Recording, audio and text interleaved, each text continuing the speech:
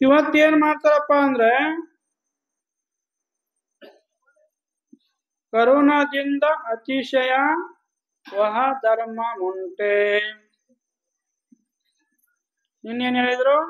ಮಮಕಾರದಿಂದ ಮಿಕ್ಕಿನ ಬಂದ ಮುಂಟೆ, ನನ್ನದು ಅನ್ನೋದ್ರಿಂದ ದುಃಖ ಆಗ್ತದ.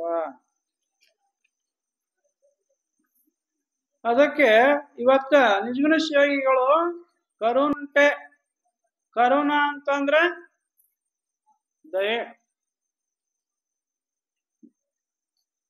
ಯಾರಲ್ಲಿ ದಯ ಇರ್ತೈತಿ ಇದಕ್ಕಿಂತ ಹೆಚ್ಚಿನ ಧರ್ಮ ಯಾವ್ದಾದ್ರು ಐತೇನ ಅಂದ್ರ ಇಲ್ಲ.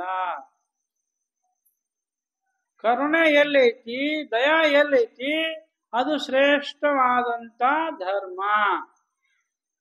ಹೌದಿಲ್ರಿ? ಧಾರಣಾತ್ ಇತಿ ಧರ್ಮ ಅಂದ್ರ ಯಾವುದು ಧರಿಸಲಿಕ್ಕೆ ಯೋಗ್ಯವಾಗಿದೆಯೋ ಅದು ಧರ್ಮ. ಧರ್ಮದ ಲಕ್ಷಣ ಅಂದ್ರ ಸದ್ಗುಣಗಳು ನಮ್ಮಲ್ಲಿ ಆಚಾರ ವಿಚಾರ ಮಾಡುವುದಕ್ಕೆ ಯೋಗ್ಯವಾಗಿದ್ದು ಅಂದ್ರೆ ಸದ್ಗುಣಗಳೇ ಧರ್ಮ ಅಂತ ಹೇಳ್ತಾರ ಅವರು. ಆಮೇಲೆ ದುಃಖದಲ್ಲಿ ಬೀಳತಕ್ಕಂತ ಜೀವಿಗಳನ್ನ ಆ ದುಃಖದಿಂದ ಪಾರ ಮಾಡುವುದೇ ಒಂದು ಧರ್ಮ. ದುಃಖದ ಮಾರ್ಗದಲ್ಲಿ ಹೋಗುವಂತವರಿಗೆ ಎಲ್ಲಿ ಹೋಗಬೇಡಪ್ಪ, ಈ ಕಡೆ ಸುಖದ ಕಡೆಗೆ ಬಾ ಅಂತೇನ್ ಹೇಳ್ತಾನಲ್ಲ ಅದು ಒಂದು ಧರ್ಮ. ಅದಕ್ಕೆ ಮಹಾತ್ಮರು ಏನ್ ಹೇಳ್ತಾರ ಅವರು, ಒಂದು ಹೆಣ್ಣು ಮಗಳು ತಾಯಿ ಮಗಳು ಸಂಚಾರ ಮಾಡ್ಕೋ ಅಂತ ಹೊಂಟಿದ್ರಂತ. ಅವಾಗ ಕಾಲ್ನಡಿಗೆಯಲ್ಲಿ ಹೋಗ್ತಿದ್ರು. ಟ್ರೇನ್ ಬರ್ತಾ ಇತ್ತು, ಮುಂದೆ ನದಿಗೆ ಬ್ರಿಡ್ಜ್ ಕಟ್ಟಿದ್ರು. ಮಳೆಗಾಲ ದಿವಸ ಗುಡುಗು ಮಿಂಚು ಸಿಕ್ಕಾಪಟ್ಟಿ ಮಳೆ. ಆ ಬ್ರಿಡ್ಜ್ ನೆನೆದು ಏನಾಗಿತ್ತಪ್ಪ ಅಂದ್ರೆ ಅದು ಬಿದ್ದು ಬಿಡ್ತು. ಇವ್ರು ಹೊರಟಿದ್ರು, ದೂರತ ನೋಡಿದ್ರು ತಾಯಿ ಮಗಳು. ಟ್ರೇನ್ ಅದೇ ಸಮಯಕ್ಕೆ ಭಾರಿ ಸ್ಪೀಡಲ್ಲಿ ಬರ್ತಿತ್ತು ನೋಡಿ, ಬಹಳ ಸ್ಪೀಡಲ್ಲಿ ಬರ್ತಿತ್ತು. ಆವಾಗ ತಾಯಿ ಮಗಳು ವಿಚಾರ ಮಾಡಿದ್ರು, ಈ ಟ್ರೇನ್ ಅನ್ನು ನಿಲ್ಲಿಸ್ಬೇಕು. ನಾವೊಂದ್ ವೇಳೆ ನಿಲ್ಲಿಸ್ಲಿಲ್ಲ ಅಂತಂದ್ರ ಏನಾಗ್ತದ, ಎಷ್ಟೋ ಸಾವಿರಾರು ಜನ ಅನಾಯಾಸವಾಗಿ ಜೀವ ಕಳ್ಕೊಂಡು ಬಿಡ್ತಾರೆ. ನೀ ಹೆಂಗ ಮಾಡ್ಬೇಕು? 10-15 ನಿಮಿಷದೊಳಗೆ ಟ್ರೇನ್ ಭಾರಿ ಸ್ಪೀಡ್ ಅದ, ಬಂದು ಬಿಡುತ್ತ. ನಾವೊಂದ್ ವೇಳೆ ನಾವು ಹೋಲ್ ಬಿಡ ಅಂತ ಬಿಟ್ಟು ಅಂದ್ರೆ ನಾವು ಸಹಿತ ಆ ದೋಷದಲ್ಲಿ ಪಾಲ್ಗೊಳ್ಳಬಾರದು. ಹಾಗೆ ಏನ್ ಮಾಡಿದ್ರು ಅವರು, ಒಂದು ದೊಣ್ಣೆ ಇತ್ತಲ್ಲಿ ಆ ಹಳಿ ಬ್ರಿಡ್ಜ್ಗೆ ಹೋಗೋ ಸಮಯದೊಳಗೆ. ಆ ದೊಣ್ಣೆಗೆ ಏನ್ ಮಾಡಿದ್ರು, ತಮ್ಮ ಸೀರೆಯನ್ನ ತಾಯಿ ಮಗಳು ಕಟ್ಟಿಬಿಟ್ರು. ಕಟ್ಟಿ ಅದು ಬೆಂಕಿ ಕೊರಗು ಆ ರೈಲ್ವೆ ಇರ್ತೈತಲ್ಲ ಅದ್ರ ಮೇಲೆ ಹಿಡ್ಕೊಂಡು ನಿಂತು ಬಿಟ್ರು ಅವ್ರು. ಅಂದ್ರ ಅಗ್ನಿ ಅಂದ್ರ ಕೆಂಪು ಕಲರ್ ನೋಡಿದ ಕೂಡಲೇನ ಆ ಟ್ರೇನ್ ನಡೆಸ್ತಕ್ಕಂತ ಡ್ರೈವರ ತಿಳ್ಕೊಂಡ್ಬಿಡ್ತಾನೆ, ಅಲ್ಲಿ ಮುಂದೆ ಏನೋ ಪ್ರಸಂಗ ಚೆನ್ನಾಗಿಲ್ಲ, ಮುಂದೆ ಹೋಗಬಾರದು ಅಂತ ತಿಳ್ಕೊಂಡು ಅವ್ರು ಪ್ಲಾನ್ ಮಾಡಿ ಏನ್ ಮಾಡಿದ್ರು, ಒಂದ್ ದೊಣ್ಣೆಗೆ ಸುತ್ತಿ ಅರಿಬೆಯನ್ನು ಸುತ್ತಿ ತಮ್ಮ ಸೀರೆಯನ್ನು ಸುಟ್ಟಿ ಎಲ್ಲಿ ಸಿಗ್ಬೇಕು ಅವಾಗ 10 ನಿಮಿಷದೊಳಗೆ ಬಂದು ನಾವು ತಾಗುದಿರ್ತದ. ಅದಕ್ಕಾಗಿ ಏನ್ ಮಾಡಿದವರು, ಒಂದು ದೊಣ್ಣೆಗೆ ತಮ್ಮ ಸೀರೆಯನ್ನು ಸುಟ್ಟು ಅಗ್ನಿ ಕೊರದು ಹಚ್ಚಿ ಹಿಡ್ಕೊಂಡು ನಿಂತು ಬಿಟ್ರು ಸೈಡ್. ಅವ ಡ್ರೈವರ್ ವಿಚಾರ ಮಾಡಿದ, ಮುಂದೆ ಏನೋ ಅನಾಹುತ ಅದ, ಹೋಗಬಾರ್ದು, ಬ್ರೇಕ್ ಹಾಕ್ಬೇಕು ಅಂತ ತಿಳ್ಕೊಂಡು 1 ಕಿಲೋಮೀಟರ್ ದೂರದಲ್ಲಿದ್ದಲ್ಲ, 1-2 ಕಿಲೋಮೀಟರ್ ದೂರದಲ್ಲಿ ಬ್ರೇಕ್ ನಿಧಾನವಾಗಿ ಬ್ರೇಕ್ ಹಾಕೋತ ಬಂದು ಅಲ್ಲಿ ನಿಲ್ಲಿಸ್ಬಿಟ್ಟ. ತಾಯಿ ಮಕ್ಕಳು ಎಲ್ಲಿದ್ರು, ಬ್ರಿಡ್ಜ್ ಸಮೀಪ ಇದ್ರು. ಅವ್ರು ಹೇಳಿದ್ರು, ಯಾಕೆ ಇಲ್ಲ, ಮುಂದ ಬ್ರಿಡ್ಜ್ ಮಳಿಗೆ ಗುಡುಗು ಮಿಂಚು ಬಂದದಲ್ಲ, ನೆನದು ಬಿದ್ದು ಬಿಟ್ಟದ ರೈಲ್ವೆ ಬ್ರಿಡ್ಜ್. ಅದಕ್ಕೆ ನೀವು ಬಹಳ ಸ್ಪೀಡ್ ಆಗಿ ಬರ್ತೀರಿ, ಇಲ್ಲಿ ನಿಮ್ಗೆ ಸೂಚನೆ ಕೊಡೋರು ಯಾರು ಇಲ್ಲ. ಅದಕ್ಕೆ ನಾವು ಈ ಪ್ಲಾನ್ ಮಾಡಿದ್ದೇವೆ ಅಂತ ತಿಳ್ಕೊಂಡು ಅವನೇನ್ ಮಾಡಿದಪ್ಪ ಅಂದ್ರೆ ಅವ್ರು ಕರ್ಕೊಂಡು ಹೋಗಿ ಒಂದು ಕಾರ್ಯಕ್ರಮದಲ್ಲಿ ಅವರ ತಾಯಿ ಮಗಳನ್ನ ಹೊಗಳಿ ಅವ್ರಿಗೆ ಸನ್ಮಾನ ಮಾಡಿದ್ರು. ಅಂದ್ರ ದುಃಖದಲ್ಲಿ ಬಿದ್ದಂತ ಜೀವಿಗಳನ್ನ ಯಾವುದೇ ರೀತಿಯಿಂದ ಉದ್ಧಾರ ಮಾಡಬೇಕು ಅಂತ ಅನ್ನುವಂತ ಭಾವನೆ ಐತಲ್ಲ, ಅದಕ್ಕೆ ಧರ್ಮ ಧರ್ಮ ಅಂತ ಕರೀತಾರ. ಅದಕ್ಕ ಮಹಾತ್ಮರು ಹೇಳ್ತಾರ, ಪರಹಿತ ಸಮ ಧರ್ಮ ನಹಿ ಬಾಯಿ, ಪರಹಿತ ಸಮ ಧರ್ಮ ನಹಿ ಬಾಯಿ, ಪರಪೀಡಾ ಸಮ ನಾಹಿ ಅಧರ್ಮ.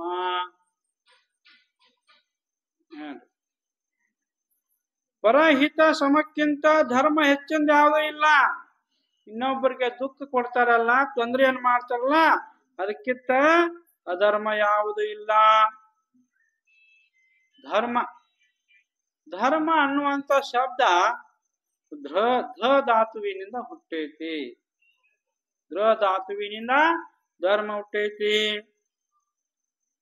ತಪಪರಂ ಕೃತಯುಗೆ ತ್ರೇತಾಯಾಂ ಜ್ಞಾನ ಮುಚ್ಯತೆ, ದ್ವಾಪಾರೇ ಯಜ್ಞಮೇವಾಹು ದಾನಂ ಏವ ಕಲಿಯುಗೆ. ಬಲ್ಲವ್ರು ಹೇಳ್ತಾರ, ತಪಪರಂ ಕೃತಯುಗೆ, ಕೃತಯುಗದಲ್ಲಿ ತಪಸ್ಸು ಬಹಳ ಶ್ರೇಷ್ಠವಾದಂಥದ್ದು ಇತ್ತಂತ. ತಪಸ್ಸು ಮಾಡಿ ಅವ್ರು ಉದ್ಧಾರ ಆಗ್ತಿದ್ರಂತ. ತ್ರೇತಾಯಾಂ ಜ್ಞಾನ ಮುಚ್ಯತೆ ಅಂದ್ರ ತ್ರೇತಾಯುಗದೊಳಗ ಜ್ಞಾನ ಬಹಳ ಶ್ರೇಷ್ಠ ಇತ್ತಂತ. ದ್ವಾಪಾರೇ ಯಜ್ಞಮೇವಾಹು, ದ್ವಾಪಾರಯುಗದೊಳಗ ಅವ ಯಜ್ಞ ಮಾಡಿ ಉದ್ಧಾರ ಆಗ್ತಿತ್ತಂತ. ದ್ವಾಪಾರಯುಗದೊಳಗ ಒಂದ್ ಯಜ್ಞ ಮಾಡ್ಬೇಕಾದ್ರ ಬಹಳ ಖರ್ಚು ಬರ್ತೈತಿ. ಸಾಮಾನ್ಯ ಖರ್ಚು ಬರಂಗಿಲ್ಲ. ಎಷ್ಟೋ ಲಕ್ಷ ಗಂಟ್ಲೆ ಖರ್ಚು ಬರ್ತದ, ಕೋಟಿ ಗಂಟ್ಲೆ ಬರ್ತಾವ. ಅಂತ ದೊಡ್ಡ ದೊಡ್ಡ ಯಜ್ಞಗಳಾಗ್ತಿರ್ತಾವ. ಆವಾಗ ದ್ವಾಪಾರಯುಗದೊಳಗ ಅಷ್ಟು ಆಯುಷ್ನು ಇತ್ತು. ಕೃತಯುಗದೊಳಗ ಮನುಷ್ಯನ ಆಯುಷ್ಯ ಎಷ್ಟಿತ್ತಪ್ಪ ಅಂತಂದ್ರ 10,000 ವರ್ಷಗಳಿದ್ದು ಅಂತ. ಹೌದಿಲ್ಲ? 10,000 ವರ್ಷಗಳಿದ್ದು ಅಂತ. ಆವಾಗ ತಪಸ್ ಬೇಕಾದಷ್ಟು ಮಾಡಿ ನಡೀತಿತ್ತು. ಆಮೇಲೆ ತ್ರೇತಾಯುಗದೊಳಗ ಆಯುಷ್ಯಗಳು ಎಷ್ಟು ಆದವಪ್ಪ ಅಂತಂದ್ರೆ 1,000, 10,000 ಅಲ್ಲ, 1,00,000 ವರ್ಷ ಇದ್ದು ಅಂತ. ತ್ರೇತಾಯುಗದೊಳಗ 10,000, ದ್ವಾಪಾರಯುಗದೊಳಗ ಇದು ತ್ರೇತಾಯುಗದೊಳಗ. ಆಮೇಲೆ ದ್ವಾಪಾರಯುಗದೊಳಗ 1,000 ಆದವಂತ. ಕಲಿಯುಗದೊಳಗ ಪೂರಾ 100ಕ್ಕೆ ಒಂತಂತ ಮನುಷ್ಯನ ಆಯುಷ್ಯ. ಕೃತಯುಗ ಅಂದ್ರೆ ಸತ್ಯಯುಗ ಅಂತ ಕರೀತಾರೆ, ಸತ್ಯಯುಗ. ತ್ರೇತಾಯುಗ ಅಂತಂದ್ರೆ ರಾಮನ ಅವತಾರ ಆಗಿತ್ತಲ್ಲ ಆ ಯುಗ. ದ್ವಾಪಾರ ಯುಗ ಅಂತಂದ್ರೆ ಕೃಷ್ಣನ ಅವತಾರ ಆದಂತ ಯುಗ. ಆಮೇಲೆ ಕಲಿಯುಗ. ಕಲಿಯುಗದ ಒಳಗ ಮನುಷ್ಯನ ಆಯುಷ್ಯ ಬಹಳ ಕಡಿಮೆ ಆಗ್ಬಿಡ್ತು. 1,00,000ದಿಂದ ಹಿಡ್ಕೊಂಡು 100 ತನಕ ಬಂತು. 5,00,000 ಚಿಲ್ಲರ್ ಕಲಿಯುಗದ ಆಯುಷ್ಯ ಐತಿ. ಈಗ ಕಲಿಯುಗ ಅರ್ಧಕ್ಕಿಂತ ಜಾಸ್ತಿ ನಡೆದದ ಈಗ ಲೆಕ್ಕದ ರೀತಿ. ಅಂದ್ರ ಕೃತಯುಗದೊಳಗ ಧರ್ಮ ಎಷ್ಟಿತ್ತಪ್ಪ ಅಂದ್ರ 100% ಇತ್ತು. ಆಮೇಲೆ ತ್ರೇತಾಯುಗದೊಳಗ ಧರ್ಮ ಎಷ್ಟಕ್ ಬಂತು? 4ನೇ ಭಾಗ ಕಡಿಮೆ ಆಯ್ತು, 12ನೇ ಭಾಗ ಉಳ್ಕೊತು. ಆಮೇಲೆ ದ್ವಾಪಾರಯುಗದೊಳಗ ಅರ್ಧ ಧರ್ಮ ಉಳ್ಕೊತ್, ಇನ್ನ ಅರ್ಧ ಅನ್ಯಾಯ ಉಳ್ಕೊತ. ಆಮೇಲೆ ಎದ್ರೊಳಗ ದ್ವಾಪಾರಯುಗದೊಳಗ 12ನೇ ಅದು ಅರ್ಧ ಪುಣ್ಯ ಅರ್ಧ ಪಾಪ ಆಯ್ತಲ್ಲ, ಧರ್ಮ ಅರ್ಧ ಪಾಪ. ಇನ್ನ ಕಲಿಯುಗದೊಳಗ ನೋಡ್ರಿ 4ನೇ ಭಾಗ ಮಾತ್ರ ಪುಣ್ಯ ಐತಂತೀಗ. ಆಮೇಲೆ 12ನೇ ಭಾಗ ಅಧರ್ಮ ಐತಿ ಅಂತಾರ ಅವರು. ಧರ್ಮೋ ಜೇತಿ ನ ಅಧರ್ಮೋ. ಹೇಳ್ತ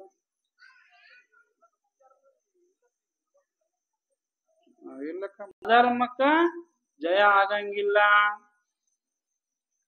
ಸತ್ಯವೇ ಜಯವನ್ನು ಹೊಂದುತ್ತದ, ಅಸತ್ಯಕ್ಕೆ ಜಯ ಎಂದೂ ಆಗಂಗಿಲ್ಲ.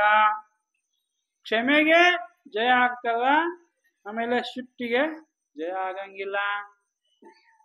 ವಿಷ್ಣುವೇ ಗೆಲ್ಲತಾನ ಹೊರತಾಗಿ ದೈತ್ಯ ಎಂದು ಗೆಲ್ಲಂಗಿಲ್ಲ. ಅದಕ್ಕೆ ಹೇಳ್ತಾರ ಅವರು, ಧರ್ಮೋ ಜಯತಿ ನ ಅಧರ್ಮೋ, ಧರ್ಮವೇ ಗೆಲ್ಲತದ, ಅಧರ್ಮ ಗೆಲ್ಲಂಗಿಲ್ಲ. ಸತ್ಯಂ ಜಯತಿ ನ ಅನೃತಂ, ಸತ್ಯಕ್ಕೆ ಜಯವಾಗ್ತದ, ಸುಳ್ಳಿಗೆ ಎಂದು ಜಯ ಆಗಂಗಿಲ್ಲ. ಕ್ಷಮಾ ಜಯತಿ ನ ಕ್ರೋಧೋ, ಕ್ಷಮೆ ಏನ್ ಬೇಕಾದ್ರೂ ತಪ್ಪು ಮಾಡ್ಲಿ. ಮಕ್ಕಳು ತಪ್ಪು ಮಾಡಿದ್ವು ಅಂದ್ರೆ ತಂದೆ ತಾಯಿ ಕ್ಷಮೆ ಮಾಡ್ತಾರಿಲ್ಲ, ಕ್ಷಮೆ ಮಾಡ್ತಾರಿಲ್ಲ. ಯಾಕಂದ್ರೆ ಅವ್ರ ತಂದೆ ತಾಯಿ ಅವ್ರದ್ದು ಯಾಕೆ ಕ್ಷಮೆ ಮಾಡ್ತಾರ, ಅವ್ರ ಮಕ್ಕಳು. ಆದ್ರೆ ಇನ್ನೊಬ್ರು ಮಕ್ಕಳು ತಪ್ಪು ಮಾಡ್ಲಿ ಕ್ಷಮೆ ಇರ್ತೇನೆ? ಹೌದಿಲ್ಲ. ಇನ್ನೊಬ್ರು ಮಕ್ಕಳು ತಪ್ಪು ಮಾಡಿದ್ರ ಸ್ವಲ್ಪ ಚುಟ್ಕ ಇದ್ರ ಎಲ್ಲಾ ಕಡೆ ಪ್ರಚಾರ. ಯಾಕಂದ್ರ ಸುಗಂಧ ಎಷ್ಟು ಸ್ಮೆಲ್ ಇರ್ತದ, ಅದನ್ನ ಯಾರು ಹೇಳಂಗಿಲ್ಲ ಕೇಳಂಗಿಲ್ಲ. ಸ್ವಲ್ಪ ದುರ್ಗಂಧ ಆಗಕತ್ತಪ್ಪ ಅಂದ್ರೆ ಎಲ್ಲಾ ಕಡೆ ಪ್ರಚಾರ. ಅದಕ್ಕ ತನ್ನ ಮಕ್ಕಳಾದ್ರೆ ಬೇಕಾದ ತಪ್ಪು ಮಾಡ್ಲಿ. ಯಾಕೆ ಮಕ್ಕಳು ಬೇರೆದರ ಮಕ್ಕಳಾದ್ರ ತನ್ನ ಮಕ್ಕಳಿಗೆ ಒಳ್ಳೇದಾಗ್ಲಿ, ತನ್ನ ಮಕ್ಕಳಿಗೆ ಪ್ರಮೋಷನ್ ಸಿಗಲಿ, ತನ್ನ ಮಕ್ಕಳೇ ಶ್ರೀಮಂತರಾಗ್ಲಿ, ತನ್ನ ಮಕ್ಕಳೇ ಉದ್ಧಾರ ಆಗ್ಲಿ, ಇನ್ನೊಬ್ಬರ ಮಕ್ಕಳು ಏನು ಆಗಂಗಿಲ್ಲ. ಹಿಂಗ ಮನುಷ್ಯನ ಸ್ವಭಾವ. ಅದಕ್ಕ ಧರ್ಮೋ ಜಯತಿ ನ ಅಧರ್ಮ, ಧರ್ಮಕ್ಕೆ ಜಯ ಆಗ್ತದ ಹೊರತಾಗಿ ಅಧರ್ಮಕ್ಕೆ ಆಗಂಗಿಲ್ಲ. ಸತ್ಯಕ್ಕೆ ಜಯ ಆಗ್ತದ ಹೊರತಾಗಿ ಸುಳ್ಳಿಗೆ ಜಯ ಆಗಂಗಿಲ್ಲ.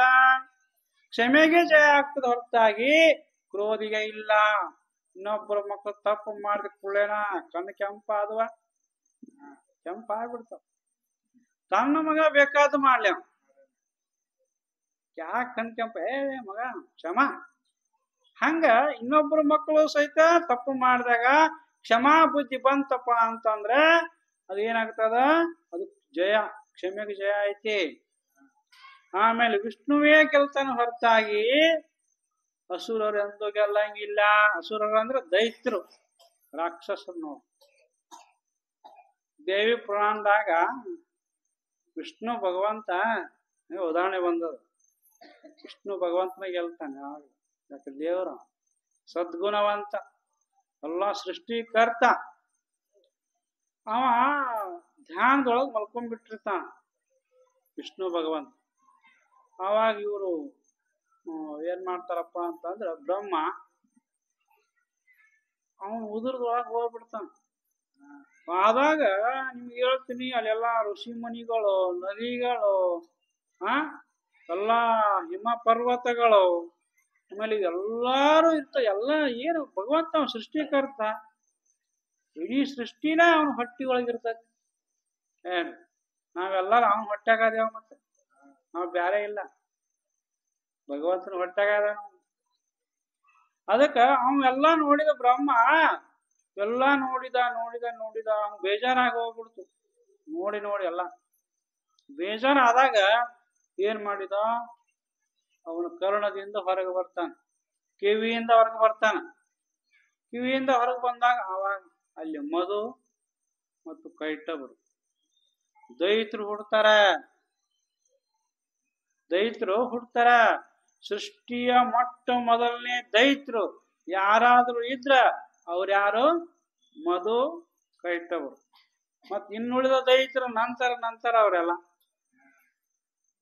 ಮೊಟ್ಟ ಮೊದಲನೇ ದೈತ್ರ ಯಾರಪ್ಪ ಅಂದ್ರೆ ಮಧು ಕೈಟಬರು. ಕೂಡ ಅವರೆಲ್ಲ ಹುಟ್ಟಿ ದೊಡ್ಡವರಾಗಿ ಅಸುರಲ್ಲ, ಯುದ್ಧಕ್ಕೂ ಬಾ ನಮ್ಮ ಜೊತೆಗೆ ಅಂತ ಅಂದಾಗ ಬ್ರಹ್ಮ ಯುದ್ಧ ಮಾಡ್ತಾನ, ಸೋತ ಬಿಡ್ತಾನ. ಅವೆಲ್ಲ ಸೋತ್ ಬಿಡ್ತಾನ. ಅವಾಗ ನನ್ ರಕ್ಷಣೆ ಮಾಡೋರು ಯಾರು? ವಿಷ್ಣು ಭಗವಂತನ ಧ್ಯಾನ ಮಾಡ್ತಾನ.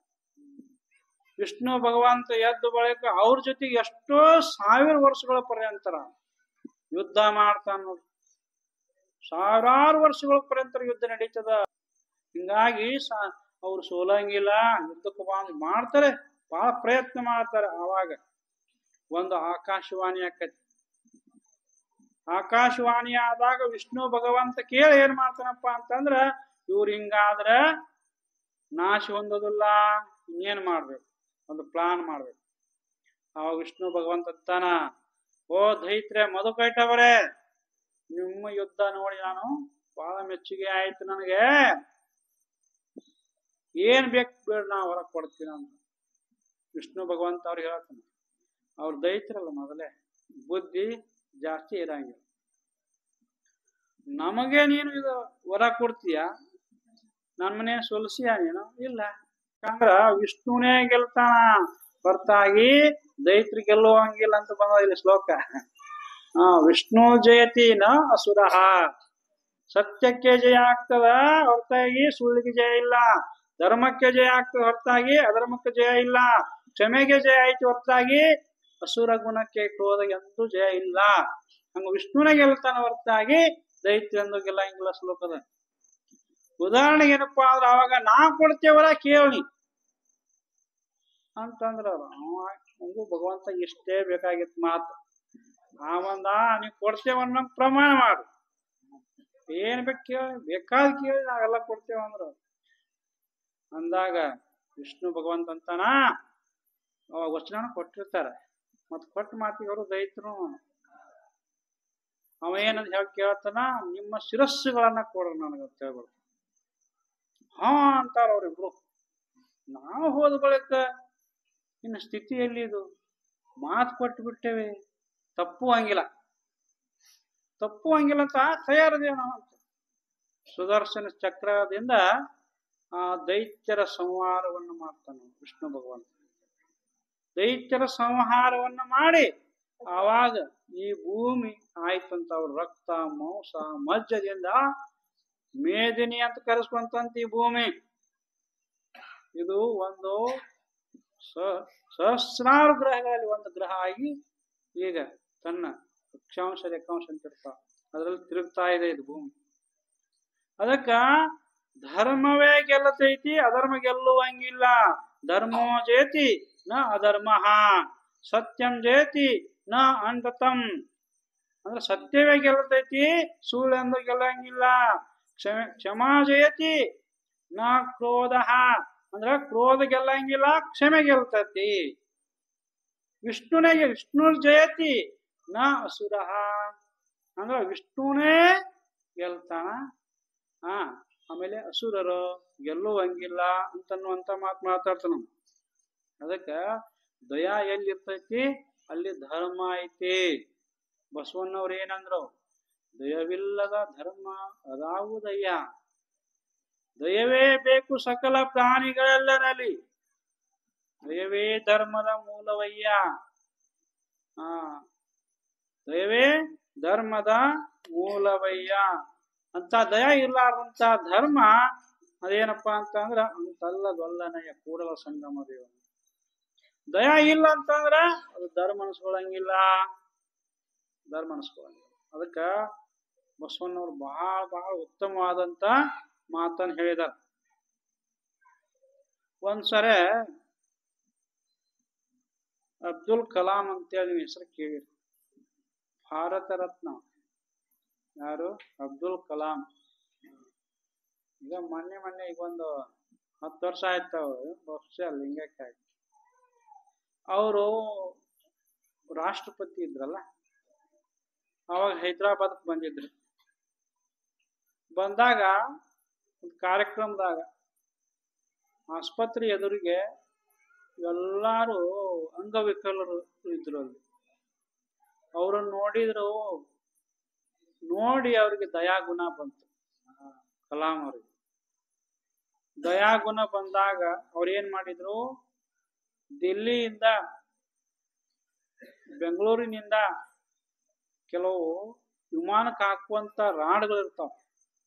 ಆ ರಾಡ್ಗಳನ್ನ ತರಿಸಿ ಆ ಅಂಗವಿಕಲರಿಗೆ ಕಾಲಿಲ್ಲದವ್ರಿಗೆ ಕಾಲು, ಕೈ ಇಲ್ಲದವ್ರಿಗೆ ಕೈ, ಎಲ್ಲ ಹಾಕ್ಸಿದ್ರಂತ. ಹಂಗ ದಯಾ ಗುಣ ಇರಬೇಕು ಅಂತಾರ ಅವರು. ದಯವಿರುವಲ್ಲಿದೆ ಧರ್ಮ, ಲೋಭವಿರುವಲ್ಲಿದೆ ಪಾಪ, ಕ್ರೋಧದ ಬಳಿಯೇ ಮೃತ್ಯು ಇಯನು, ಕ್ಷಮೆ ಇರುವೆಡೆ ನೀನು ಶಿವಾಯ, ಕ್ಷಮೆ ಇರುವೆಡೆ ನೀನು. ಎಲ್ಲಿ ಕ್ಷಮ ಇರ್ತೈತಿ ಭಗವಂತ ನೀನೇ. ದಯ ಎಲ್ಲಿರ್ತೈತಿ ಇಲ್ಲಿ ಧರ್ಮ ಅದ. ಕ್ರೋಧ ಎಲ್ಲಿರ್ತೈತಿ ಅಲ್ಲಿ ಮೃತ್ಯು ಇರ್ತಾನ. ಎಲ್ಲಿ ಜಿಪುಣತನ ಇರ್ತೈತಿ ಅಲ್ಲಿ ಪಾಪ ಇರ್ತೈತಿ. ಅದಕ್ಕ ಧರ್ಮ ಅಂತ ತಿಳ್ಕೊತಾರಪ್ಪ ಅಂತಂದ್ರ ದಯವಿರುವಲ್ಲಿದೆ ಧರ್ಮ. ಆಮೇಲೆ ಈ ಧರ್ಮವನ್ನು ತಿಳಿಸ್ಬೇಕಾದ್ರೆ ಮಕ್ಕಳಿಗೆ ಸಂಸ್ಕಾರ ಕೊಡ್ಬೇಕಾಗ್ತದೆ. ಸಂಸ್ಕಾರ ಇಲ್ಲ ಅಂತಂದ್ರೆ ಯಾವುದು ಅರ್ಥ ಆಗಂಗಿಲ್ಲ. ಆವಾಗ ಒಬ್ಬ ರಾಜನ ಆಸ್ಥಾನದೊಳಗ ಒಬ್ಬ ಕವಿ ಇದ್ದ, ಮೇನ್ ಕವಿ ಅವ. ರಾಜ ಕೇಳಿದಂತ ಏನಂತ, ಕವಿ ಕೇಳಿದಂತ, ನೋಡಪ್ಪ ನೀ ದೊಡ್ಡ ಪಂಡಿತ ಅದಿ, ಆಸ್ಥಾನದ ಕವಿ ಅದಿ, ನಾ ಪ್ರಶ್ನೆ ಕೇಳ್ತೇನಿ, ಅದಕ್ಕೆ ನೀವು ಉತ್ತರ ಹೇಳ್ಬೇಕು. ಹೇಳಲಿಲ್ಲ ಅಂತಂದ್ರೆ 3 ತಿಂಗಳ ಅವಧಿ ಕೊಡ್ತೇನೆ, ಹೇಳಲಿಲ್ಲ ಅಂತಂದ್ರೆ ಇನ್ನ ಗಡಿಪಾರು ಮಾಡ್ತೇನೆ, ಇಲ್ಲ ಅಂದ್ರೆ ಶಿರಚ್ಛೇದ ಮಾಡ್ಬಿಡ್ತೀನಿ ನಾವು. ನಾಲ್ಕು ಒಂದು ಆಗಬೇಕು ಅಂದ ಕೂಡಲೇನೆ ಏನ್ ಪ್ರಶ್ನೆ ರೀ ಅಂತ ಕೇಳಿದ. ಏನ್ ಪ್ರಶ್ನೆ ಅಂತಂದ್ರ ಭಗವಂತ ಎಲ್ಲಿದ್ದಾನೆ, ಭಗವಂತ ಯಾವ ಕಡೆ ಯಾವ ದಿಕ್ಕಿನ ಕಡೆಗೆ ನೋಡ್ತಾನೆ, ಭಗವಂತ ಏನ್ ಮಾಡ್ತಾನೆ, ಈ 3 ಪ್ರಶ್ನೆಗಳನ್ನ ಕೇಳ ರಾಜ. ಆವಾಗ ಆಯ್ತ್ರಿ ಪ್ರಯತ್ನ ಹೇಳ್ತೇನೆ. 3 ತಿಂಗಳು ಸಮಯ ಕೊಟ್ಟಿದ್ದ ರಾಜ. ವಿಚಾರ ಮಾಡಿದತ್ತ, ವಿಚಾರ ಮಾಡಿದಂತ, ವಿಚಾರ ಮಾಡಿ 3 ತಿಂಗಳ ವಿಚಾರ ಮಾಡಿದತ್ತ, ಎಲ್ಲಾ ಗ್ರಂಥಗಳನ್ನು ತಗ ಹಾಕಿದ. ಆದ್ರೂ ಸಹಿತ ಉತ್ತರನ ಸಿಗ್ಲಿಲ್ಲ ಅಂತ ಪಂಡಿತ ಆಸ್ಥಾನ ಕವಿಗೆ ನಮ್ಗೆ ಚಿಂತೆ ಬಂತಂತ. ಇನ್ನೊಂದು ವಾರ ಇತ್ತು, 1 ವಾರ ಸಮಯ. ಚಿಂತೆ ಬಂದು ಊಟ ಇಲ್ಲ, ನಾಷ್ಟ ಇಲ್ಲ, ಏನು ಇಲ್ಲ, ಎಲ್ಲ ಗ್ರಂಥ ತೆಗೆದು ಹೈರಾಣ. ಆದ್ರೂ ಸಹಿತ ಉತ್ತರ ಸಿಗ್ಲಿಲ್ಲ ಅಂತ ಚಿಂತೆ ಮಾಡ್ಕೋತ ಕೂತಂತ. ಆವಾಗ ಅವನ ಮಗ ಒಬ್ಬ ಇದ್ದತ್ತು, ಅವನ ಮಗ ಇದ್ದತ್ತು, ಇಷ್ಟ ಇದ್ದತ್ತು, ಅವನು 12 ವರ್ಷದ ಹುಡುಗ. ಕೆಲವೊಮ್ಮೆ ಎಂತೆಂತ ಪಂಡಿತರಿಗೆ ಉತ್ತರ ಸಿಗ್ಲಾರ್ದಂತಾವು ಇಂಥ ಹುಡುಗರ್ನ ಪಟ್ನ ಉತ್ತರ ಹೇಳ್ಬಿಡ್ತಾವ. ಹಂಗ ಆ ಹುಡುಗ ಕೇಳಂತ, ಯಾಕಪ್ಪ ಯಾಕೆ ಹಿಂಗ್ ಕುಂತಿ, ಏನ್ ಚಿಂತೆ ಮಾಡಕತ್ತಿ, ಮುಖದಲ್ಲಿ ಕಳೆ ಇಲ್ಲ, ಏನು ಇಲ್ಲ. ಇಲ್ಲ, ನಮಗ ರಾಜ ಪ್ರಶ್ನೆ ಕೇಳ. ಏನ್ ಕೇಳ, ಭಗವಂತ ಎಲ್ಲದ, ಭಗವಂತ ಯಾವ ದಿಕ್ಕಿನ ಕಡೆ ನೋಡ್ತಾನ, ಮತ್ತು ಭಗವಂತ ಏನ್ ಮಾಡ್ತಾನ, ಪ್ರಶ್ನೆ ಕೇಳ. ಇದೇನ್ ದೊಡ್ಡ ಮಾತು ನಮ್ಮ ಹುಡುಗ, ಇದೇನ್ ದೊಡ್ಡ ಮಾತು ಮರ, ಇನ್ನ 8 ದಿವಸ ಐತಂತೆ, ಅಲ್ಲಿ 3 ತಿಂಗಳು ಅವಧಿ ಕೊಟ್ಟಾನಂತೆ ರಾಜ. ಕೆಲಸ ಮಾಡೋದು ನಾವು ಏನಪ್ಪ ಅಂದ, ನಾವು ಸಣ್ಣ ಹುಡುಗ ಇರ್ತಾವ, ನೀನು ನನಗ ಆರಾಮಿಲ್ಲ ಅಂತ ಹೇಳ್ಕೊಂಡು ಮಲ್ಕೊಂಡ್ಬಿಡು, ನೀವೊಂದು ಲೆಟರ್ ಕೊಡು, ನನ್ನ ಬದಲಿ ನನ್ನ ಮಗ ನಿಮ್ಮ ಆಸ್ಥಾನದಲ್ಲಿ ಬಂದು ರಾಜರೇ ಉತ್ತರ ಕೊಡ್ತಾನ, ನನಗೆ ಆರಾಮಿಲ್ಲಕ್ಕಾಗಿ ನನ್ನ ಪರವಾಗಿ ಬರ್ತಾನೆ, ಉತ್ತರ ಕೊಡ್ತಾನ. ನಾನ್ ಕೊಡುದಲ್ಲ, ನನ್ನ ಮಗ ಕೊಡ್ತಾನೆ. ಇಂತ ಏನ್ ದೊಡ್ಡ ಪ್ರಶ್ನೆ ಇದೆ ಅಂತ ಬರೆದು ಕೊಡುವಂತ. ಆಯ್ತು ಅಂದ್ರೆ ಅಷ್ಟೇ ಮಾಡಪ್ಪ, ನೀನು ತಕ್ಕ ಉತ್ತರ ಕೊಡ್ತೀಯ? ಕೊಡ್ತೇನೆ ಬಿಡ್ರಿ, ಪ್ರೈಸ್ ತಗೊಂಡ್ಬರ್ತೇನೆ ನೋಡಕತ್ತೀನಿ ಅನ್ನ ಅಂದ ಕೂಡಲೇನ ಅವೇನ್ ಮಾಡಿದ, ಚಿಂತೆ ಹೋಗ್ಬಿಡ್ತ ಅವನು. ಆಮೇಲೆ ಅವನ ಪರವಾಗಿ ಒಂದು ಲೆಟರ್ ಬರ್ಸ್ಕೊಂಡು ರಾಜನ ಆಸ್ಥಾನಕ್ಕೆ ಹೋದ. ಹೋಗಿ ರಾಜ ಸಿಂಹಾಸನ ಮೇಲೆ ಕೂತಿದ್ದ. ಆವಾಗ ಈ ಹುಡುಗ ಬಂದ. ಅಲ್ಲ, ಎಲ್ಲಾ ಕವಿಗಳು, ಎಲ್ಲಾ ಮಂತ್ರಿಗಳು, ಎಲ್ಲಾ ಸೈನಿಕರು, ದೊಡ್ಡ ಹಾಲಿತ್ತದು. ರಾಜ ಕುಂತಿದ್ದ, ಛತ್ರ ಚಾಮರಗಳು ಬೀಸ್ತಿದ್ದ ರಾಜನಿಗೆ. ರಾಜನ ಹೋಗೋ ಕಿರೀರೇನು. ಆಮೇಲೆ ಈ ಹುಡುಗ ಬಂದಕ್ಕೆ ಅನ್ನ ಇತ್ತುವರೆ ಲೆಟರ್ ಅನ್ನ, ಇದು ಲೆಟರ್ ಅನ್ನ ನಮ್ಮ ಅಪ್ಪ ಕೊಟ್ಟಿದ್ದಾನೆ, ಇದನ್ನ ತೋರಿ ಅನ್ನ. ಆವಾಗ ಅಲ್ಲಿದ್ದಲ್ಲ ನಾವು ಓದಿ ಹೇಳಿದ, ಹಿಂಗ ಆಸ್ಥಾನದ ಮಹಾನ್ ಕವಿ ಮಗ ಅದನಂತೆ, ಅವ ಉತ್ತರ ಹೇಳ್ತಾನಂತೆ. ಅವ್ರ ಅಪ್ಪ ಯಾವ ಕೆಲಸ ಅಂದ್ರೆ ಆರಾಮಿಲ್ಲಂತೆ, ನಮ್ಮ ಮಗ ಹೇಳ್ತಾನ ಅಂತ ಹೇಳಿ ಕಳಿಸಿದ. ಹೌದಾ, ನೀ ಹೇಳ್ತೀಯ ಪ್ರಶ್ನೆ ಉತ್ತರ? ಹೇಳ್ತೇನಲ್ಲ, ಹೇಳ್ತೇನ. ಅದ್ ಕುಳ್ಳೆ ಅವ ಒಪ್ಪಿದಂತ. ನೋಡು, ಮೊದಲನೇದಾಗಿ ಹೇಳೋರು ಮೇಲೆ ಇರಬೇಕು, ಕೇಳೋರು ಕೆಳಗಿರಬೇಕು. ಹೌದಿಲ್ಲ? ಎಣ್ಣೆ ಡಬ್ಬಿ ಹಾಕೋದ ಮೇಲೆ ಇರಬೇಕು. ಆಮೇಲೆ ಹಾಕಿಸ್ಕೊಳ್ಳುವಂತ ಡಬ್ಬಿ ಕೆಳಗಿರಬೇಕು. ನಾನು ಹೇಳುವ ಗುರು ಆದ, ನಾ ಮೇಲಿರ್ಬೇಕು. ಈ ನಿಯಮ ನೀ ಪಾಲಿಸ್ತಿಲ್ಲೋ ಅಂತ. ಆಯ್ತಾಯ್ತು ಹಂಗಾರ, ಕೆಳಗಿಳಿಯ. ಯಾಕಂದ್ರೆ ಹಂಗ ಪ್ರಸಂಗ ಬಂದಿತ್ತು. ಆವಾಗ ಆ ಹುಡುಗ ಹೋಗಿ ಎಲ್ಲಿ ಕುಂತ? ಸಿಂಹಾಸನ ಮೇಲೆ ಕೂತ. ರಾಜ ಬಂದು ಎಲ್ಲಿ ಕೂತ? ಅವನು ಎದುರಿಗೆ ಕೂತ. ಯಾಕಂದ್ರ ಒಂದೊಂದು ಪ್ರಶ್ನೆನ ಅಷ್ಟು ಜಟಿಲ ಇರ್ತಾವ್ರಿ. ಆಧ್ಯಾತ್ಮ ಜ್ಞಾನ ಅಂದ್ರೆ ಅಷ್ಟು ಬಹಳ ಅಪತಿ ಇರ್ತದ.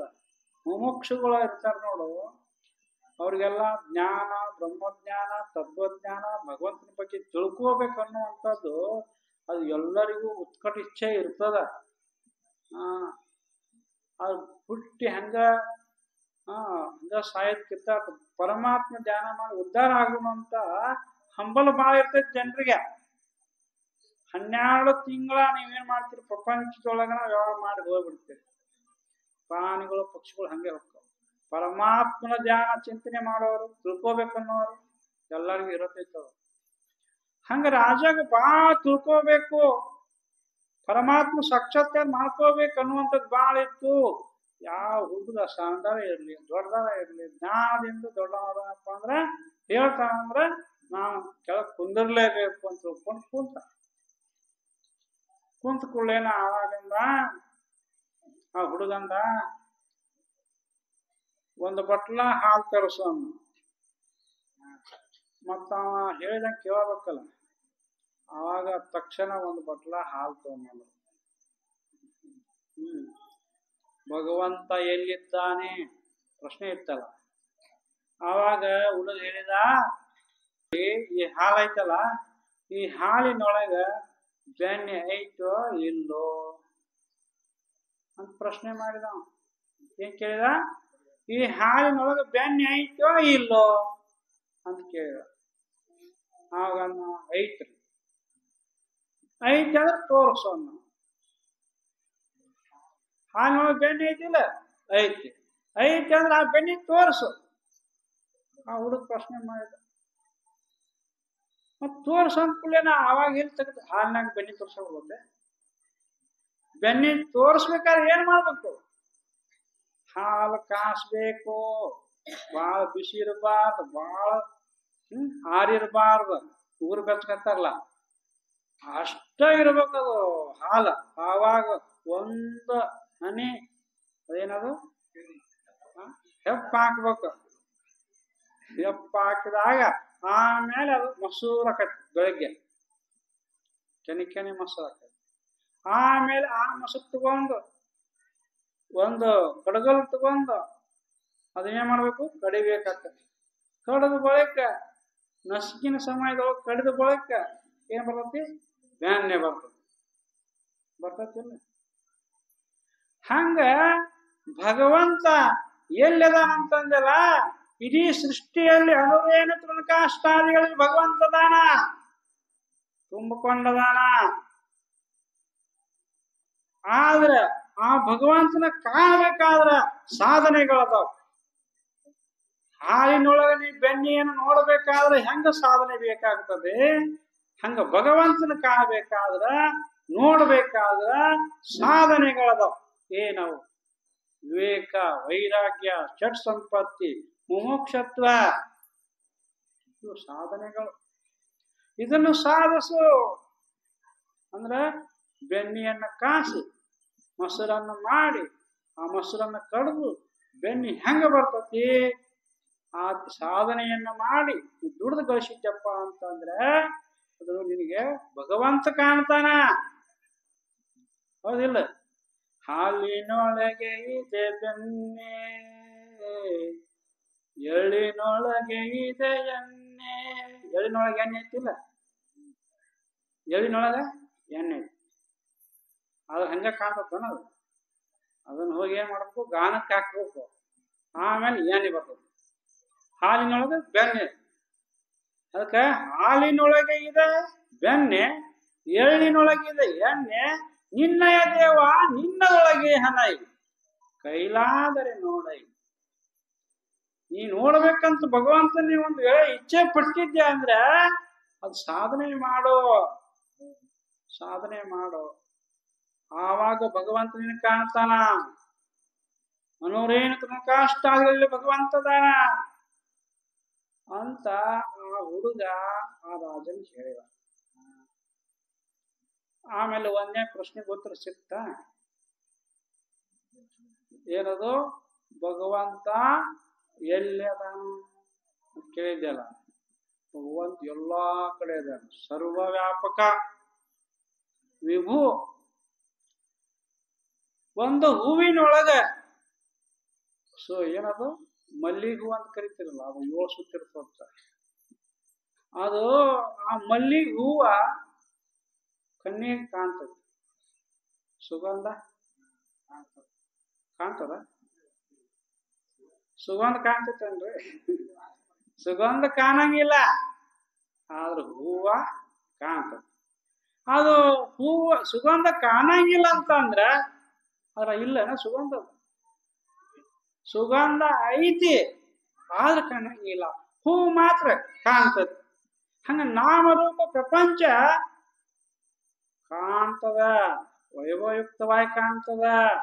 ಅದರಲ್ಲಿ ಇರ್ತಕ್ಕಂಥ ಸುಗಂಧದ ಹಾಗೆ ಆತ್ಮ ಚೈತನ್ಯ ಪರಮಾತ್ಮ ಕಾಣಂಗಿಲ್ಲ. ಯಾವಾಗ ಕಾಣ್ತಾನಪ್ಪ ಅಂದ್ರ ಅಂತ ಜ್ಞಾನದ ಕಣ್ಣು ನಿನಗ ದೊರೆತಾಗ, ಅಂತ ಸದ್ಗುರುವಿನ ಕೃಪೆ ನಿನಗ ಆದಾಗ ಭಗವಂತನ ಕಾಣ್ತಾನ ಹೊರತಾಗಿ ಹಂಗ ಕಾಣಂಗಿಲ್ಲ. ಈ ಚರ್ಮದ ಕಣ್ಣಿಗೆ ದೇವರೆಂದು ಕಾಣಂಗಿಲ್ಲ. ಹೌದಿಲ್ಲ? ಆ ತೆರನಾಗಿ ಆ ಹುಡುಗ ರಾಜನಿಗೆ ಹೇಳಿದ, ಭಗವಂತ ಎಲ್ಲಿದ್ದಾನೆ? ಎಲ್ಲಿದ್ದಾನ ಭಗವಂತ? ಎಲ್ಲಾ ಕಡೆ ಅದಾನ, ಎಲ್ಲಾ ಕಡೆ ಅದಾನ. ಭಗವಂತ ಯಾವ ದಿಕ್ಕಿನ ಕಡೆಗೆ ನೋಡ್ತಾನೆ? ಎರಡನೇ ಪ್ರಶ್ನೆ. ಎರಡನೇ ಪ್ರಶ್ನೆ, ಭಗವಂತ ಯಾವ ದಿಕ್ಕಿನ ಕಡೆ ನೋಡ್ತಾನ ಅಂತ ಕೇಳಿದೆಲ್ಲ. ಈಗ ನಾನು ಹೇಳ್ತೇನೆ, ಒಂದು ದೀಪ ತಗೊಂಡ್ ಬಾ ಅನ್ನ. ರಾಜ ಇದ್ದ ತಕ್ಷಣ ಒಂದು ದೀಪ ತಗೊಂಬಂದು ಇಟ್ರು, ದೀಪ ಹಚ್ಕೊಂಡು ತಂದು ಇಟ್ರು. ಅವಾಗ ಹುಡುಗ ಕೇಳಿದ, ಈ ದೀಪದ ಬೆಳಕ ಯಾವ ದಿಕ್ಕಿನ ಕಡೆಗೆ ಹರಡ್ಯದ ಅಂತ ಕೇಳಿದ. ಆ ದೀಪದ ಬೆಳಕು ಯಾವ ದಿಕ್ಕಿನ ಕಡೆಗೆ ಅದ?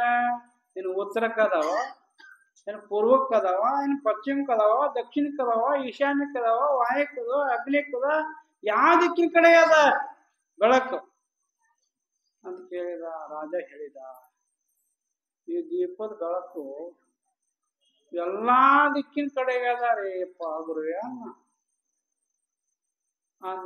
ಅವಾಗ ಭಗವಂತ ಒಂದ ಕಡೆ ನೋಡಂಗಿಲ್ಲ, ಎಲ್ಲಾ ಕಡೆಗೂ ಅವನ ದೃಷ್ಟಿ ಇರ್ತೈತಿ ಅವನ ದೃಷ್ಟಿಯಲ್ಲಿ ಇರ್ತೈತಿ, ಎಲ್ಲಾ ಕಡೆಗೆ ಇರ್ತದ ಅನ್ನೋ.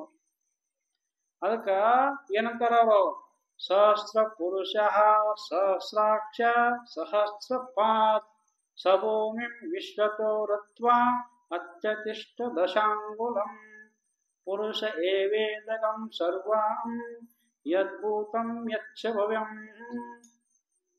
ಇದು ವೇದವಾಕ್ಯ.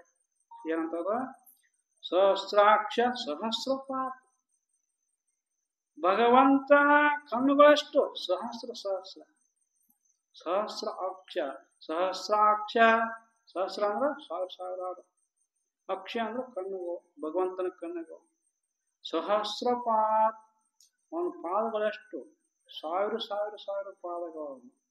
ಅದಕ್ಕ ಪುರುಷ ಸೂಕ್ತದೊಳಗೆ ಹೇಳ್ತಾನೆ, ಸಹಸ್ರಾಕ್ಷ ಸಹಸ್ರಪಾತ್ ಸಭೂಂ ವಿಶ್ವತೋ ಅತ್ಯತಿಷ್ಠ ದಶಾಂಗುಲಂ. ಈ ಪೃಥ್ವಿನ ಏನೈತಲ್ಲ ಒಂದೇ ಅಂಗುಲ ಒಂದು ಭಗವಂತಂದ, ಈ ಪೃಥ್ವಿ ಅಲ್ಲ. ಅದಕ್ಕ ಆ ಭಗವಂತನ ವರ್ಣನೆ ಮಾಡಕ್ಕಾಗಂಗಿಲ್ಲ. ಭಗವಂತ ಎಲ್ಲಾ ಕಡೆ ನೋಡ್ತಾನ, ಒಂದ ಕಡೆ ನೋಡಂಗಿಲ್ಲಪ್ಪ ನಮ್ಮಂಗ. ಅವ ಎಲ್ಲಾ ಕಡೆ ರಕ್ಷಣೆ ಇರ್ತದ. ಯಾರು ಧ್ಯಾನ ಮಾಡ್ತಾರ, ಯಾರು ಇದೇ ವರ್ಕ್ ಅಂತ. ಭಗವಂತ ಏನ್ ಮಾಡ್ತಾನ ಅಂತ ಕೇಳಿದ್ಯಲ್ಲ, ಇದ ಮಾಡ್ತಾನ ಭಗವಂತ. ಆದ್ರೆ ಕಾಣೋ ಕಣ್ಣಿಗೆ ಅವ್ ಕಾಣ್ತಾನ. ಅದಕ್ಕೆ ಅಂತ ಒಂದು ಏನ್ ಹೇಳ್ತಾರ ಅವರು, ದಯವಿರುವಲ್ಲಿದೆ ಧರ್ಮ, ಕರುಣಾದಿಂದ ಅತಿಶಯವಹ ಧರ್ಮ ಉಂಟೆ. ಆಗ್ಬಿಟ್ಲು ದೇಹ ತ್ಯಾಗ ಮಾಡಿರು, ಸತ್ತು. ಬರೀ ಎಂತ ಬರ್ತಾವ ಅಂದ್ರೆ ನೀವು ಕಡೆ ಕತ್ತಿ ಹತ್ತಾರ ಕೆಲವೊಬ್ರು. ನಮ್ ಊರ್ ಕೂತಿರ್ತಾರಲ್ಲ, ಬರೀ ಸಾಯೋದು, ಊಟಕ್ಕೆ ಬಡಿಯೋದು, ಆಮೇಲೆ ಅಮೃತ ಕರ್ಕೊಂಡು ಹೋಗೋದು, ಬರೀ ಇಂಥ ಬರ್ತಾವಲ್ರಿ ಆಚಾರಪ್ಪ ನಮ್ ಶಿವಪ್ಪಜ್ಜ. ಅವ್ನ ಹೃದಯ ಇತ್ತ ಸಮಯದೊಮ್ಮೆ. ಅದಕ್ಕ ಆ ಮುದುಕಿ ಏನ್ ಮಾಡ್ಬಿಟ್ಟು, ವಯಸ್ಸಾಗ್ತಿ ಮತ್ತೆ ಎಲ್ಲರೂ ಸಾಯುದಲ್ಲ, ಸತ್ತ ಬಿಡ್ತದ, ಸತ್ ಬಿಡ್ತು. ಆಮೇಲೆ ಆಕೆ ಪುಣ್ಯ ಏನಿತ್ತಪ್ಪ, ಒಂದ್ ಗಜ್ರಿ ದಾನ ಮಾಡಿದ್ರು. ಆ ಸತ್ ಕುಳಿನ ಆ ಗಜ್ರಿ ಅದು ಭೂಮಿಗೆ ಬಂತಂತ, ಆಕೆ ಕಾಣ್ತಂತ. ಓ ನನ್ ಗಜ್ರಿ ಅಂತ ತಿಳ್ಕೊಂಡು ಆ ಗಜ್ರಿ ಹಿಡ್ಕೊಂಡು ಹೋಗ್ತಾರೆ. ಆ ಗಜ್ರಿ ಪರಮಾತ್ಮಗ ಅಕ್ಕಿನ ಸ್ವರ್ಗಕ್ಕೆ ಕರ್ಕೊಂಡು ಹೋಗ್ಬೇಕಾರ ಅದ ಒಂದ ನೆಪ ಬೇಕಾಗಿತ್ತಂತ. ಆಕಿ ಜೀವನದಾಗ ಪುಣ್ಯ, ದೊಡ್ಡ ಪುಣ್ಯ ಮಾಡಿದ್ರತ್ತ, ನೆಪ ಬೇಕಾಗಿತ್ತ. ಆ ಗಜ್ರಿ ಹಿಡ್ಕೊಂಡ್ರತ್ತ, ಆ ಗಜ್ರಂಗ ಮ್ಯಾಕ ಹೊಂಟಂತ. ಅವು ಹೂ ಅಂತ ಮುದಿಕ್ ಹೊಕ್ಕತ್ ತಡೆ ಅಂತ ತಿಳ್ಕೊಂಡು ಇನ್ನೊಬ್ಬ ಬಂದ, ಆಕಿ ಪಾದ ಹಿಡ್ಕೊಂಡ, ಅವನು ಮ್ಯಾಲೆ ಹೊಂಟಂತ. ಇನ್ನೊಬ್ಬ ಮ್ಯಾಲ ಹೊಂಟಾರ ಕಡೆ ಅಂತ ತಿಳ್ಕೊಂಡು ಒಬ್ರು ಪಾದ ಹಿಡ್ಕೊಂಡು ಎಲ್ಲ ಮ್ಯಾಕ ಹೊಂಟ್ರಂತವ್ರ, ಮ್ಯಾಲೆ ಹೊಂಟ್ರಂತೆ. ಆವಾಗ ಇನ್ನೇನು ಸ್ವರ್ಗ ಲೋಕ ಸಮೀಪ ಬಂದಿತ್ತ. ಈ ಗಜ್ರಿ ಹಂಗ ಹೊಕ್ಕತ್ತ ಕರ್ಕೊಂಡಿದ್ ನಾನು ಅಂತಿರ್ತದ. ಯಾವ್ದು ತೊಂದ್ರೆನೇ ಇಲ್ಲ, ವಜನ ಇಲ್ಲ, ಏನೂ ಇಲ್ಲ ಅಂತ ಒಂದು ಚೈತನ್ಯ ಶಕ್ತಿ ಇರ್ತದ. ಕರ್ಕೊಂಡು ಹೊಂಟಿತ್ತು, ಸ್ವರ್ಗಕ್ಕೆ ಹೋಗ್ಬೇಕಲ್ಲ, ಅದಕ್ಕೆ ಕರ್ಕೊಂಡು ಹೊಂಟಿದ್ರು. ಮುದುಕಿ ನಾ ಎಷ್ಟು ದೂರ ಬಂದ ಏನೋ ತಕೊಂಡು ಹಾಳು ನೋಡ್ತತ್ತ. ಆಕಿ ಹಿಂದ ಹಂಗ ಸಾವು ಕಟ್ಟಿದ್ವತ್ತ ಎಲ್ಲ ಜನರು. ಅಲ್ಲ ಇವ್ರ ನಾನಿಂದ ಇವ್ರ ಯಾಕೆ ಬರಕತ್ತಾರ ಅಂತ ಮುದುಕದ. ನಾನಿಂದ ಇವ್ರ ಯಾಕೆ ಬರಕತ್ತಾರ, ಇದು ಗಜ್ರಿ ನಾಂದಿದ ನಿಮ್ದೆಲ್ಲ ಹೋರತ್ತಂತೇಳಿ ಕೈ ಬಿಟ್ಬಿಟ್ಲ ಅಂತ ಗಜ್ರಿ. ಕೈ ಬಿಟ್ಕೊಳ್ಳೆ ನಿಮ್ಗೆ ಹೇಳ್ತೀನಿ, ಅಲ್ಲಿಂದ ಒಟ್ಟು ಧಬಾಶಕ್ತಿ ಬಿದ್ದ ಬಿಟ್ವ, ಭೂಮಿಗೆ ಬಿದ್ದುವತ್ತವ. ಆ ಮುದುಕಿ ದುರಾಶೆ ನೋಡು, ಹೆಂಗ ಪುಣ್ಯ ಮಾಡಿತ್ತ, ಆ ಪುಣ್ಯದ ಬಲದಿಂದ ಸ್ವರ್ಗಕ್ಕೆ ಹೊಂಟಿತ್ತ. ಆಕೆ ಪುಣ್ಯದಿಂದ ಉಳಿದಿದ್ವೆಲ್ಲ ಹೊಂಟಿದ್ವು. ಅದು ನನ್ನ ಗಜ್ರಿ ಅಂತ ತಿಳ್ಕೊಂಡು ಕೈ ಬಿಟ್ಬಿಟ್ಲ ಗಜ್ರಿನ, ಅಷ್ಟು ದವಾಶ್ ಕೆಳಗ ಬಿದ್ವ. ಹಂಗ ಮನುಷ್ಯ ದುರಾಶೆ ಇರಬಾರ್ದು. ಅವ್ರೆಲ್ಲಾರು ಉದ್ಧಾರ ಹಾಕಿದ್ರ, ಆಕೆ ಒಬ್ಬಾಕಿಯಿಂದ ಎಲ್ಲಾರು ಸ್ವರ್ಗಕ್ಕೆ ಹೋಗ್ತಿದ್ರು. ಅದು ಹೋಗಕ್ಕಾಗ್ಲಿಲ್ಲ. ಅದಕ್ಕೇನ್ ಹೇಳ್ತಾನವ, ಕರುಣಾದಿಂದ ಅತಿಶಯವಹ ಧರ್ಮ ಉಂಟೆ. ನಾವು ಕರುಣೆ, ದಯಾ, ದಾನ, ಧರ್ಮ ಮಾಡಿದ ಅಂತಂದ್ರ ನಮ್ ಹಿಂದಿಂದ ನಮ್ ಬಳಗಾನು ಸ್ವರ್ಗಕ್ಕೆ ಹೋಗ್ತೈತಿ. ನಾವ ದಾನ ಧರ್ಮ ಕರುಣಾ ಉಪಕಾರ ಮಾಡಲಿಲ್ಲ ಅಂತಂದ್ರ ನಮ್ ಬಳಗ ಹೋಗಾಕಿಲ್ಲ. ಅದಕ್ಕ ಭಗವಂತನ ಧ್ಯಾನ ಮಾಡ್ರಿ, ದಾನ ಧರ್ಮ ಮಾಡ್ರಿ.